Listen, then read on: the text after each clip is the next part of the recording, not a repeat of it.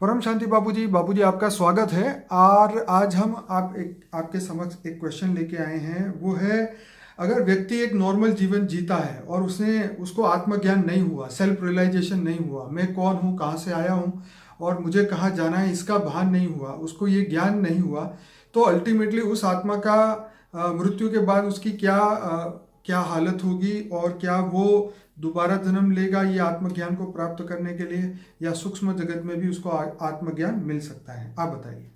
देखो, जब आत्मज्ञान का लक्ष्य आत्मा का, मनुष्य आत्मा का होता है, जी। और मनुष्य आत्मा का हर कोई का लक्ष्य, ज्यादातर मनुष्य आत्माओं का लक्ष्य होता है मोक्ष पाना। ठीक है। मोक्ष पाने के लिए आत्मज्ञान बेसिक फाउंडेशन है। ठीक है। आत्मज्ञान होगा तो ही तुम आत्मा को ही मोक्ष मिलेगा ना। ठीक है। तुम आत्मा हो, स्वयं को जानते हो कि मैं आत्मा हूं, ये तो आज कॉमन चीज हो गया है ना। बिल्कुल। तो आत्मज्ञान होगा तो ही मोक्ष में आगे बढ़ेगा ना। जब तक आत्मज्ञान नहीं होगा तब तक वो मोक्ष के आगे नहीं बढ़ेगा। मोक्ष की प्रोसीजर कैसे होगी, मोक्ष कैसे मिलेगा? मोक्ष तो तुम उच्चतम परम धाम में, जहाँ लाइट हाउस है वहां जाओगे तो उस लाइट हाउस में समा जाओगे ना। तुम्हारी आत्मा की लाइट उस लाइट में समा जाएगी। जैसे सागर में एक पानी का बूंद समा जाता है, ऐसी तरह तुम्हारी आत्मा एक पावर की बूंद है। तो आत्मा पावर के गोले में समा जाएगी, पावर हाउस में समा जाएगी, तो तुम्हारा मोक्ष हो जाएगा। मगर आत्मज्ञान के बिना अगर आत्मा शरीर छोड़ देती है, अचानक किसी का एक्सीडेंट हो गया और उसका लक्ष्य था कि मैं लूंगा, आज नहीं कल लूंगा, परसों लूंगा, ऐसे लोग बहाना करके टाइम नहीं मिलता। जब बाहर टाइम नहीं मिलता तो लोग क्या करते हैं कि चलो थोड़ा बड़ा होके लूंगा, अभी तो छोटा है, ये एज छोटी है। मगर छोटी एज में भी सर्विस छोड़ के चले जाते हैं, एक्सीडेंट हो जाते हैं। आजकल किसी का आयुष का पता नहीं होता। अब मन में इच्छा तो थी कि मैं आत्मज्ञान लूं, मोक्ष की विधि समझू, मुझे मोक्ष पाना है, मोक्ष पाना है। मोक्ष माना मुक्ति, हमारी मुक्ति जीवन मुक्ति की वीडियो है। तो अगर ऐसी आत्मा अधूरीपन शरीर छोड़ जाती तो फिर मरने के बाद तो उसको ये ज्ञान से, आज बुद्धि से ही निकल जाएगा।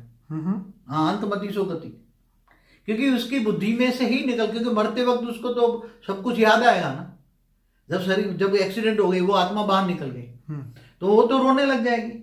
देह और देह के संबंधों को याद करके रोने लग जाएगी। कई दिनों तक वो रोती रहेगी, घर में रहेगी। तो वो आत्मा को फिर वो आत्मज्ञान का जो लक्ष्य था वो भूल जाएगी, वो याद नहीं रहेगा। इसलिए आत्मज्ञान जीते जी ही पाले।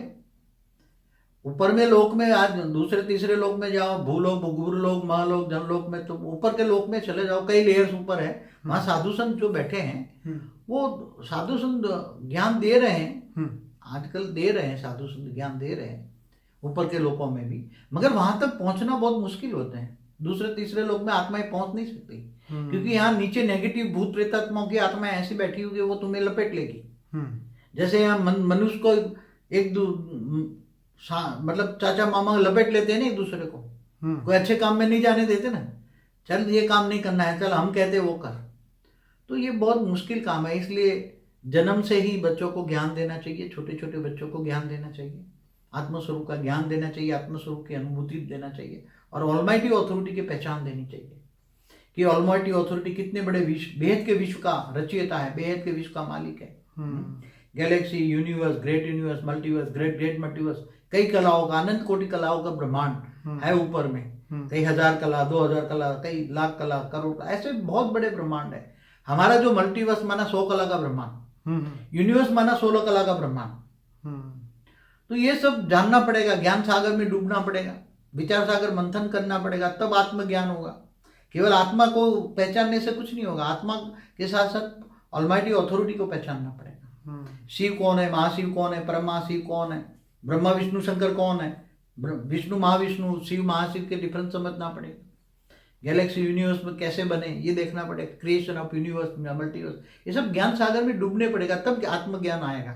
और आत्मज्ञान आएगा तो आत्मस्वरूप की अनुभूति करेगी आत्मा, तो इसी जन्म में वो आत्मस्वरूप की अनुभूति कर सकती है। अच्छा बाबूजी, अब ये बात तो खैर ये बात इतनी तो समझ आ गई कि अगर आत्मज्ञान के बिना, आत्मस्वरूप की अनुभूति के बिना अगर मृत्यु हो जाती है कोई भी आत्मा की, तो उसको फिर से तो जन्म लेना ही पड़ेगा इस ज्ञान को। मगर आजकल जन्म लेना इतना आसान चीज नहीं है।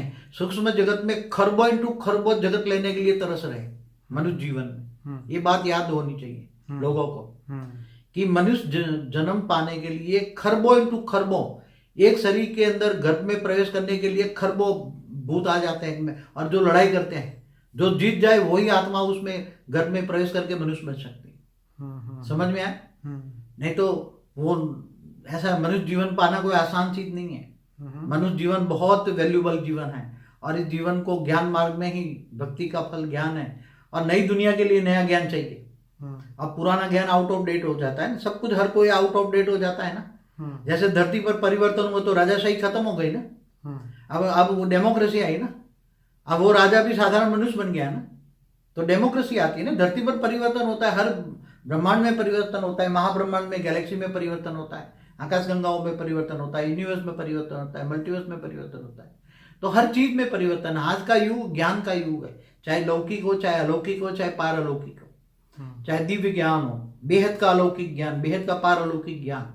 दुनिया कितनी बड़ी है वो समझो पहले। इसलिए मैं सबको कहूंगा, आत्मस्वरूप की अनुभूति के लिए ज्ञान सागर में डूबना पड़ेगा और आगे बढ़े।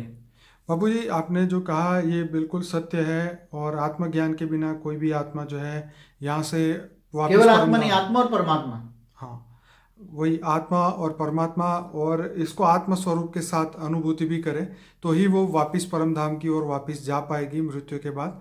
तो सभी श्रोताओं को कहूँगा कि हमारा अनस्पोकन ट्रूथ बाय बापूजी का प्लेलिस्ट है, वो ज़रूर देखिए, और हमारे चैनल को सब्सक्राइब करिए, लाइक करिए, कमेंट करिए, शेयर करिए, और ज़्यादा से ज़्यादा वीडियो को देखिए ताकि आपको आत्मज्ञान और प्राप्त हो और आप बेहद के विश्व को बदल सके। परम शांति। परम शांति।